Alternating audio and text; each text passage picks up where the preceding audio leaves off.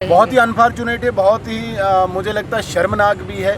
National emblem जो Indian sovereignty, integrity और unity का प्रतीक है, उस पर हमला बोलना ये सिडिशियस एक्ट है, ये वेजिंग वार अगेंस्ट कंट्री है। जो भारत की अस्मिता, भारत के अस्तित्व का प्रतीक है, भारत की धरोहर का प्रतीक है, उसको निशाना बनाना ये गिरी हुई नीच मानसिकता को प्रकट करता है जो कल वहाँ पे दर्शाई गई है।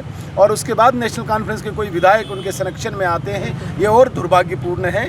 मैं नेशनल कॉन्फ्रेंस को भी सेमी एंटी नेशनल जमात मानता हूँ। उन्होंने भी अलगाववाद को बढ़ावा दिया और कल जिस प्रकार से ये एंटी नेशनल एक्टिविटी हुई है, जिस पे सख्त कार्रवाई होनी चाहिए, उसके संरक्षण में नेशनल कॉन्फ्रेंस का आना ये स्पष्ट करता है कि वो देश हित में कभी कोई बात नहीं करेंगे। ये बड़ा दुर्भाग्यपूर्ण है। माननीय विधायक, हमारे साथी भी, भाई भी, अरविंद गुप्ता जी द्वारा ये आयोजित कार्यक्रम है जिसमें मुझे भी बुलाया गया है।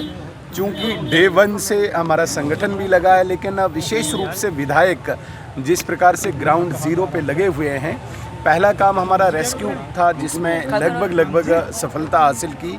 किसी भी ऐसे व्यक्ति को कहीं हताहत नहीं होने दिया। पूरी कोशिश की हमारे विधायक ने, हमारे संगठन ने कि कोई किसी प्रकार का नुकसान न हो।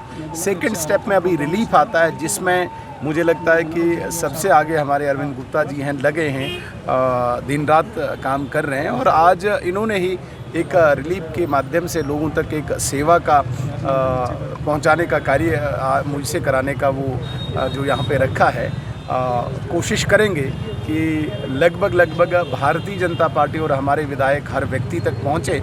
इसके बाद रिहैबिलिटेशन है, उसमें भी पार्टी का और विधायकों का बड़ा रोल है। हमारी हाई लेवल एक डेलीगेशन दिल्ली जा रहा है जिसमें विधायक अलग अलग कमेटीज़ बना के दिल्ली जाएंगे और विभिन्न मंत्रालय में जाएंगे, चाहे फाइनेंस मिनिस्ट्री आएगी, चाहे एग्रीकल्चर आए, चाहे यूडी आए। सब लोगों से रिहैबिलिटेशन, रिकन्स्ट्रक्शन, रेस्टोरेशन के लिए गुहार लगाएंगे ताकि जम्मू कश्मीर में जो नुकसान हुआ है उसकी भरपाई हो। सर, 209 करोड़ की बात करें तो लगता है जो त्रासदी जम्मू संभाग में हुई है 209 करोड़ से, वो त्रासदी जो है वो पूरी हो जाएगी। बहुत सारे लोगों को थोड़ा सा कन्फ्यूजन है, वो कन्फ्यूजन मैं आपके माध्यम से क्लियर करना चाहता हूँ। 209 करोड़ और पैकेज ये दो डिफरेंट चीज़ें हैं। 209 करोड़ जो सेंट्रल शेयर आया है वो इमीडिएट रेस्टोरेशन के लिए आया है।